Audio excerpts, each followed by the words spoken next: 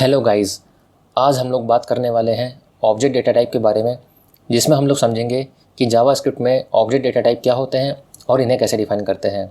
The object is a complex data type that allows you to store collections of data.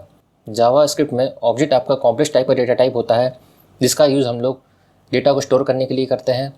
N object contains properties defined as a key value pair. A property key is always a string, but the value can be any data type like string, number, boolean और complex data types like array, function and other objects. JavaScript में object को define करने के लिए हम लोग properties का use करते हैं, और जो ये प्रॉपर्टी होती हैं ये आपकी की वैल्यू पेयर का एक सेट होती है, जिसमें की आपकी हमेशा स्ट्रिंग वैल्यू होगी, मतलब स्ट्रिंग टाइप की होगी, और जो वैल्यू होगी आपकी वो किसी भी टाइप की हो सकती है, चाहे वो स्ट्रिंग हो, नंबर हो, बूलियन हो, या कोई कॉम्प्लेक्स डेटा टाइप हो जैसे कि एरे, फंक्शन या अदर ऑब्जेक्ट। जैसा कि आप नीचे एग्जाम्पल में देख रहे हैं, जावास्क्रिप्ट में ऑब्जेक्ट को डिफाइन करने के लिए आपको एक वेरिएबल डिक्लेयर करना होता है, जिसमें हम लोग एक कर्ली ब्रेसेस को पास करते हैं, जिसको कि बोला जाता है एम्प्टी ऑब्जेक्ट। और जब उन्हीं कर्ली ब्रेसेस के अंदर हम कोई की वैल्यू पेयर का सेट पास करते हैं, तो इसी की वैल्यू पेयर सेट को बोलते हैं प्रॉपर्टी, जिसमें ये जो की है ये आपकी हमेशा स्ट्रिंग टाइप की ही होगी, और जो वैल्यू है ये आपकी किसी भी टाइप की हो सकती है, या तो वो स्ट्रिंग टाइप की होगी, या तो नंबर या बूलियन या कोई कॉम्प्लेक्स डेटा टाइप की वैल्यू को होल्ड करके रखेगी। तो चलिए फ्रेंड्स, मैं आपको इस ऑब्जेक्ट डेटा टाइप को प्रैक्टिकली समझाता हूँ, और इसके लिए मैं आपको ले चलता हूँ अपने VS कोड एडिटर पर। यहाँ पर हम लोग एक न्यू फाइल क्रिएट कर लेंगे, जिसका नाम दे देंगे ऑब्जेक्ट डेटा टाइप .html।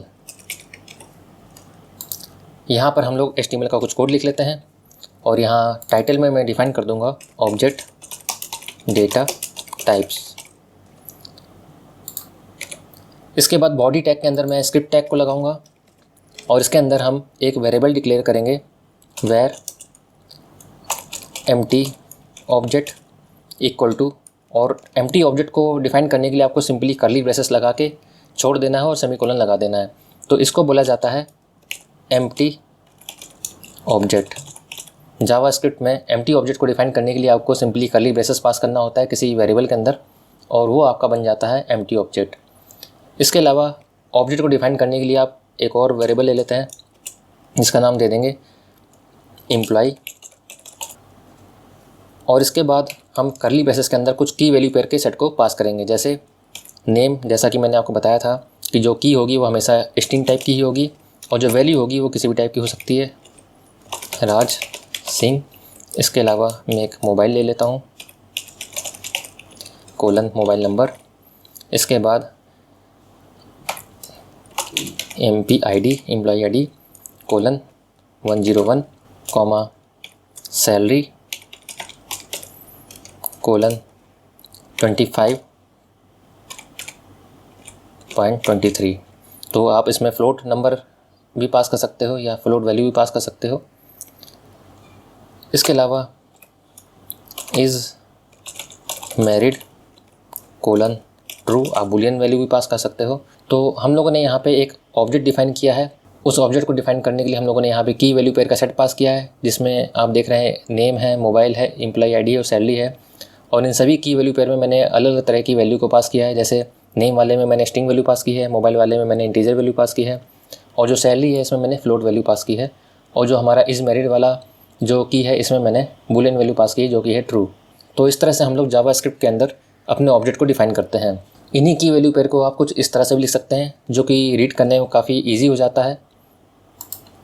आप हर एक की के बाद एंटर प्रेस कर दीजिए, तो आपका जो कोड है कुछ इस तरह से दिखेगा। तो ये काफ़ी रीडेबल है, काफ़ी समझने में ईजी भी है। तो आप कोशिश करें कि हमेशा अपने ऑब्जेक्ट को इसी तरह से लिखें तो ज़्यादा बेहतर है, वरना आप सिंगल लाइन में भी अपने ऑब्जेक्ट को बना सकते हैं।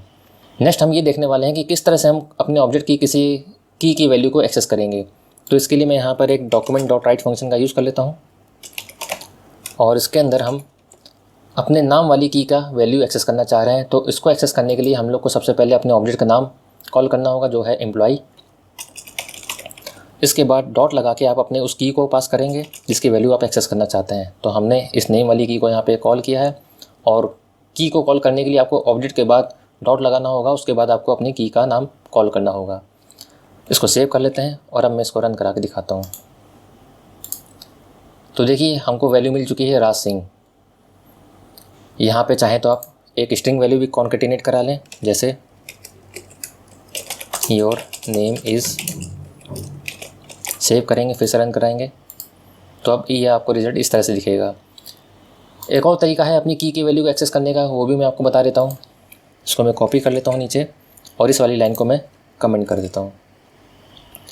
तो अपनी की को एक्सेस करने का एक और तरीका है कि आप यहाँ पे स्क्वायर ब्रैकेट यूज़ करें और स्क्वायर ब्रैकेट के अंदर जो भी की आप कॉल करेंगे उस की को हमेशा डबल कोट के अंदर रखना होगा।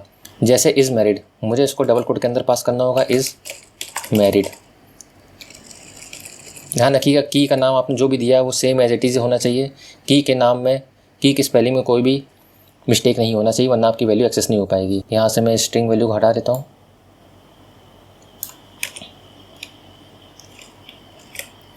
और अब मैं इसको रन करा के दिखाता हूँ।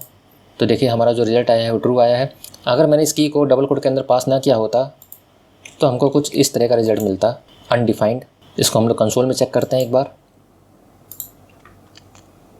तो देखिए यहाँ पे लिख के आ रहा है is married is not defined. तो आपको जो रिज़ल्ट मिलेगा वो हमेशा अनडिफाइंड मिलेगा जब कभी भी आप अपने की को विदाउट डबल कोट के यूज़ करेंगे अपने स्क्वायर ब्रैकेट के अंदर। तो इस बात का ध्यान रखिएगा। तो इसके अलावा मैं कोई और भी की इसके अंदर पास करके दिखा देता हूँ। जैसे नेम, सेव करेंगे और रन कराएंगे तो देखिए इसका रिज़ल्ट आपको मिल रहा है अनडिफाइंड। तो हमेशा ध्यान रखिए जब कभी भी आप अपने किसी की वैल्यू को एक्सेस करना चाह रहे हैं और उस केस में आप स्क्वायर ब्रैकेट का यूज़ कर रहे हैं तो आपको हमेशा स्क्वायर ब्रैकेट के अंदर उस की वैल्यू को एक्सेस करने के लिए हमेशा की को डबल कोट के अंदर ही पास करना होगा। जैसे मैं इसमें डबल कोट लगा देता हूँ अगर, तो अब जो रिज़ल्ट हमको मिलेगा वो हमको सही मिलेगा। तो देखिए हमको जो रिज़ल्ट मिल रहा है वो रात से ही मिल रहा है। और जब हमने इसमें डबल कोट नहीं लगाया था तो हमको ये अनडिफाइंड मैसेज शो कर रहा था। तो जब कभी भी जावास्क्रिप्ट में आप किसी वेरिएबल में कोई वैल्यू असाइन नहीं करते हैं तो उस समय आपको जो रिज़ल्ट मिलता है वो अनडिफाइंड मिलता है।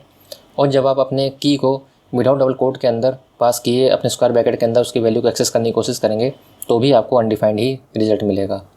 तो फ्रेंड्स आज आप लोगों ने समझा कि जावास्क्रिप्ट में ऑब्जेक्ट डेटा टाइप क्या होते हैं, इन्हें कैसे डिफाइन करते हैं और किस तरह से हम अपने ऑब्जेक्ट की किसी वैल्यू को एक्सेस कर सकते हैं। तो फ्रेंड्स अगर आपको मेरी वीडियो पसंद आई है तो प्लीज़ मेरी इस वीडियो को लाइक एंड शेयर जरूर करें। Thank you for watching, see in the next video.